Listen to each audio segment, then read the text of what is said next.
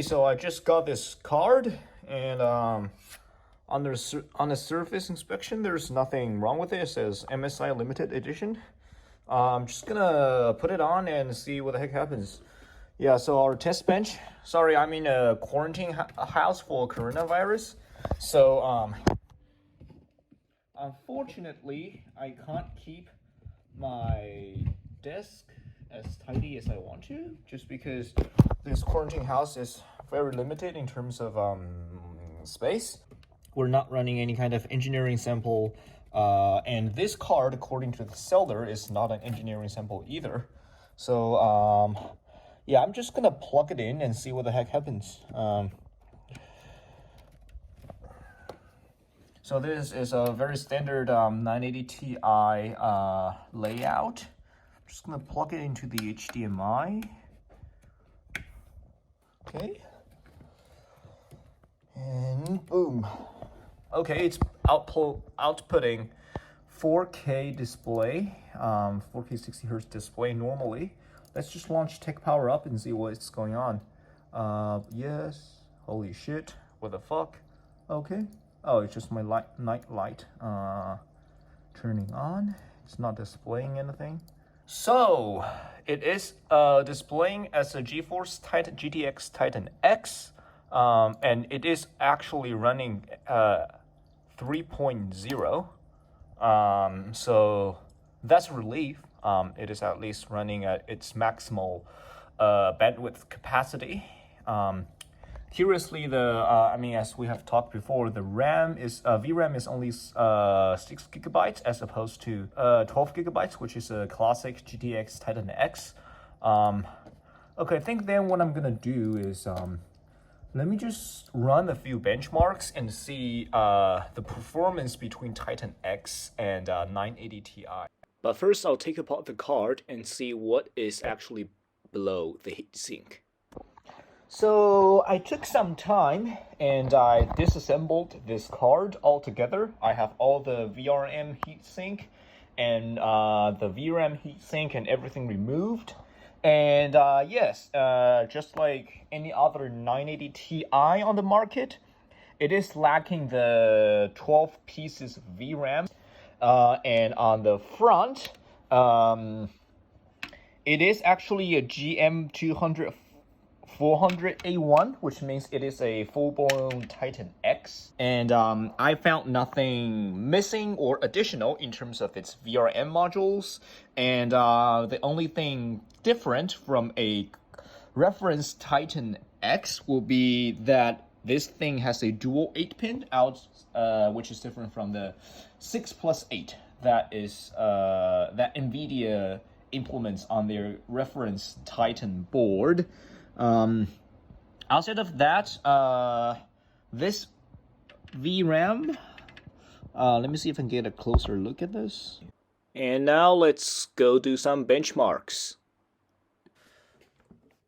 So we'll be testing this graphics card, as I conveniently called 980 Titan, with AMD's current top offering for desktop PCs.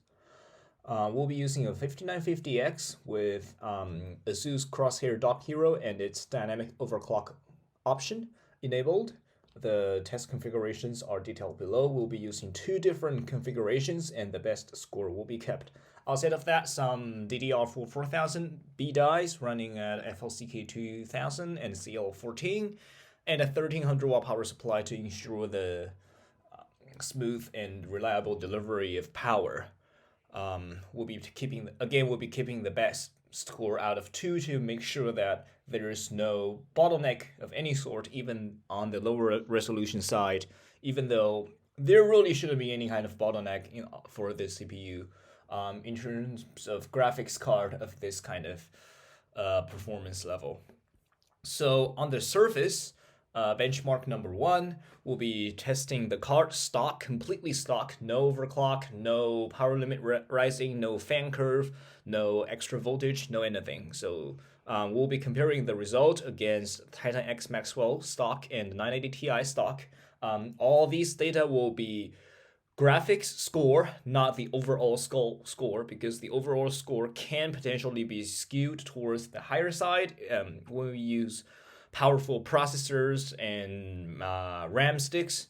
So we'll be looking at graphics scores only for this test and all the subsequent tests that involves 3D marks. Okay, but from the surface, we can see that the 980 Titan seems to be lagging behind both of their parents in some of the testings. It's kind of peculiar on the surface because we have essentially it has better VRMs than Titan X, and it has more cores in the 980 Ti. So what is causing it? Well, personally, I ascribe this to the fact that even though this card has a fully unlocked shading, have all of the shading units unlocked, it still has only 6 gigabytes of VRAM compared to Titan X, which is 12 gigabytes.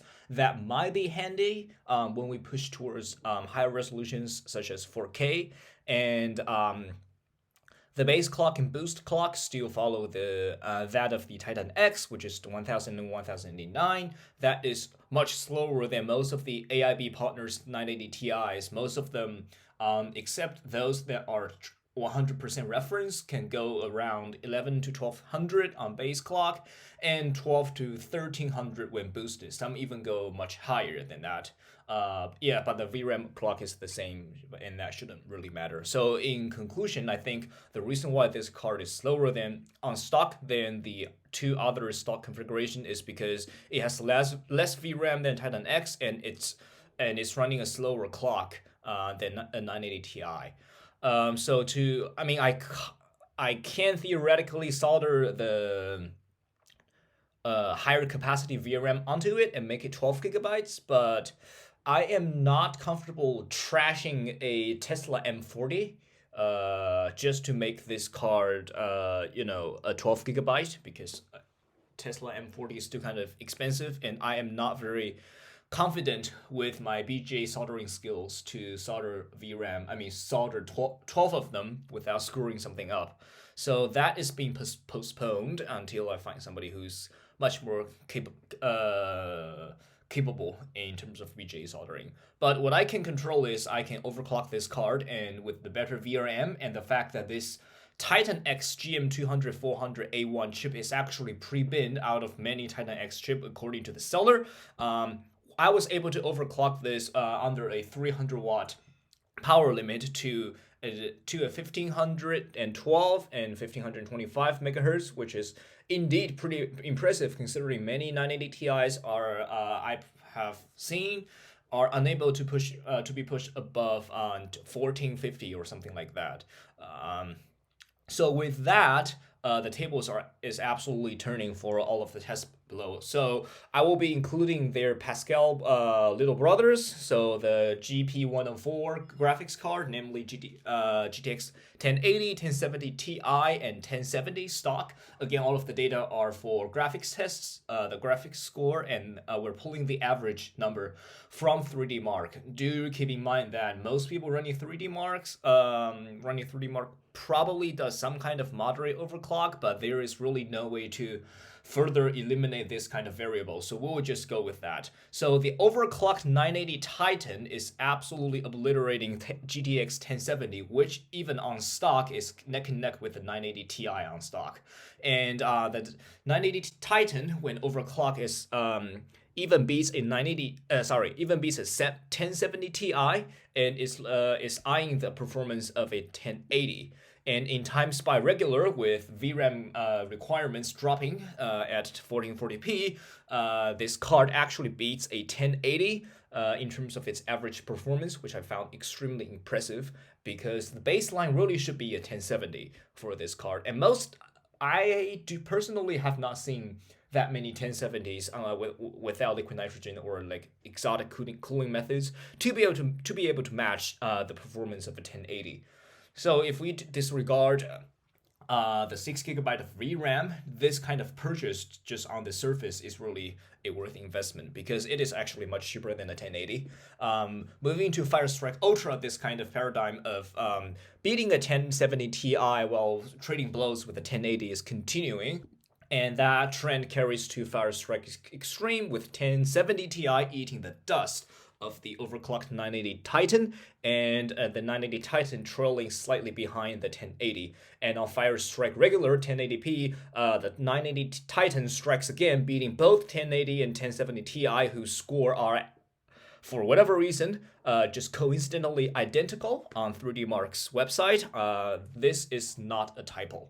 Okay, so does this trend of 3DMark performance translate to gaming? So I found it basically impossible to eliminate all the variables because we have cooling, which is significantly impacting the boost clock. But since NVIDIA Boost 3.0 is highly dependent on the temperature as well as the voltage and power, and also it is impossible to replicate all the data with different testers online using different setups. So I'll just take this to my own hands. That being said, I do want everyone who views this video to take all the gaming benchmarks that I produce with a grain of salt because everyone's testing platform is different. Your score might be higher or lower than that of mine, depending on what kind of setups you're using, depending on what kind of game you're playing, etc. And so, seeing that most games cannot fully utilize 16 cores, I will be disabling one CCD to allow that single 8-core CCD to reach probably around 4950 to 5000 of single core performance. When the load increases, it will switch to 4750 megahertz of all-core overclock. Again, that's just 8 cores, and will be everything else will be the same from the previous testings.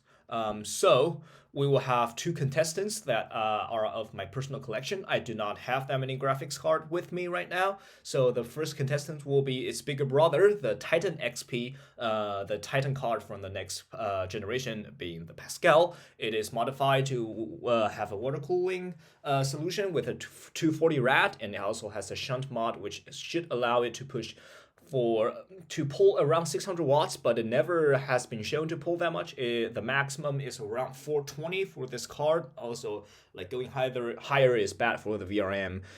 Based on the scores demonstrated here, it behaves actually much more like a stock 2080 Super or a 3060 Ti with just 50% more VRAM. If you don't believe what I'm saying, look at the data below and see it yourself on 3DMark. You will see my rationale of it behaving like a 2080 Super once we get into more detailed comparison against other cards. So the second contestant is my personal collection, which is an Ares 2, which is my only other card right now that I have with me. It is, for those who do not know about Ancient Relic Technologies, it is a 2x 7970 gigahertz edition Crossfire. It is running 600 watt of power limit out of stock.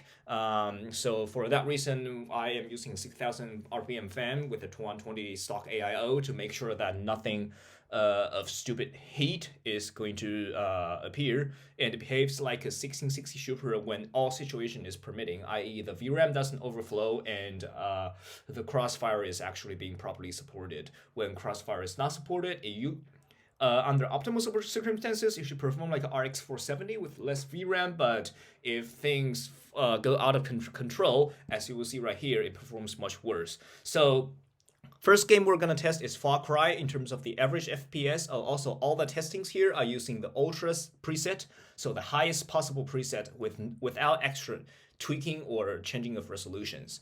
So the 980 Titan is when overclocked is able to perform about 70 to 60% of that of the Titan XP overclocked, and in this game, we observe that overclocking to 1525 MHz significantly increases the minimum FPS by often by more than half. When we move to Watch Dogs Legion, however, overclocking seems to provide a much smaller benefit compared to the previous game. This time, an overclocked 980 Titan is only capable of maintaining around 60% of the performance of the Titan XP overclocked. and the previous trend of significantly improving the minimum FPS by overclocking is not translated to this different title.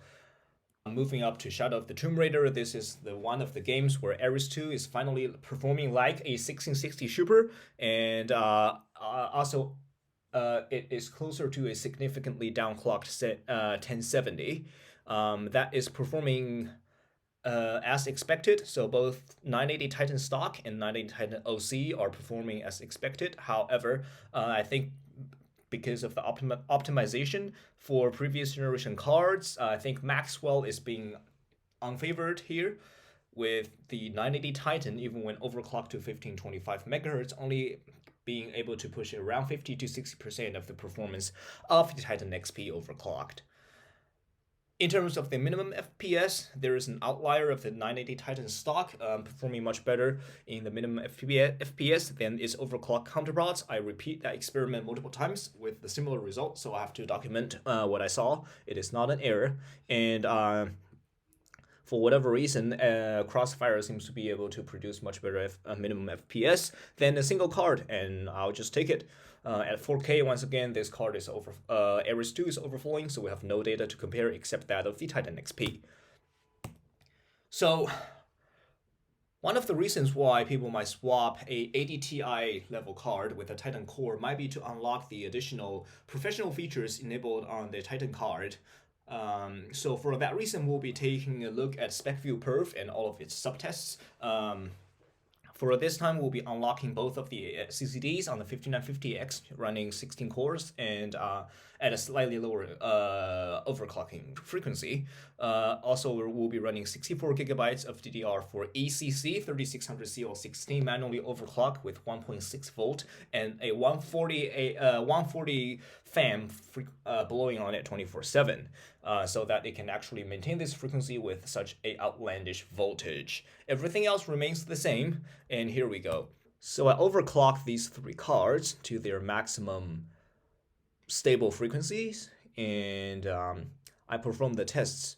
It seems that 3 gigabytes is really insufficient, so we should disregard the Ares 2 result entirely. We'll just be comparing 980 Titan with the Titan XP once again.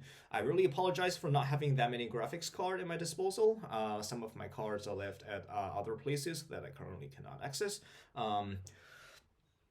So 980 Titan is able to perform approximately 40 to 60% of that of the Titan XP, depending on the subtest, if that test does not require or does not favor any kind of professional driver optimization. However, in tests that do favor professional drivers, such as the SNX, we see an absolute bloodbath for 980 Titan being beaten even by the Ares 2 with only 3 gigabytes of memory. But hold on a second. I thought we replaced the 980 Ti core with a full-blown Titan core, didn't we? Why is Titan X Maxwell core on this 980 Ti board not getting the same optimization in terms of the drivers in selected tests, such as the SNX 04?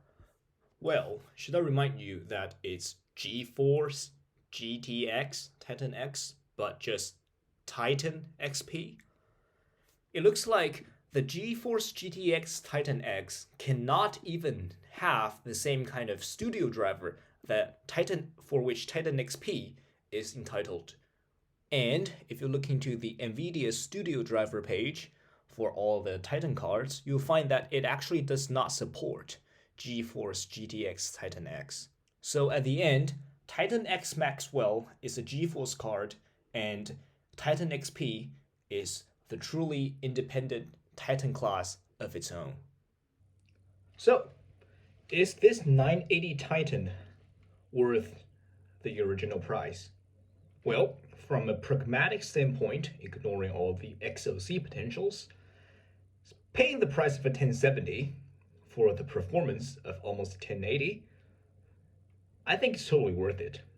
However, it has much more value to XOCers, since NVIDIA is disabling shaders on all the 80 Ti cards and stopping AIB partners from producing Titan cards with fully unlocked shaders with boards that would have powerful VRM modules.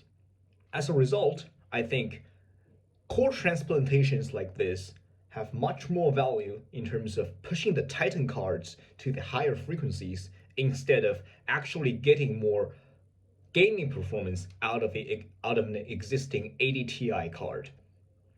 As an absolute beginner in soldering, my skill caps out at shunt modding the card, and I am not comfortable doing BGA level core transplantations. However, I hope this video brings insight to someone who is comfortable at doing things like that. And just before I ended this video, there was one more thing.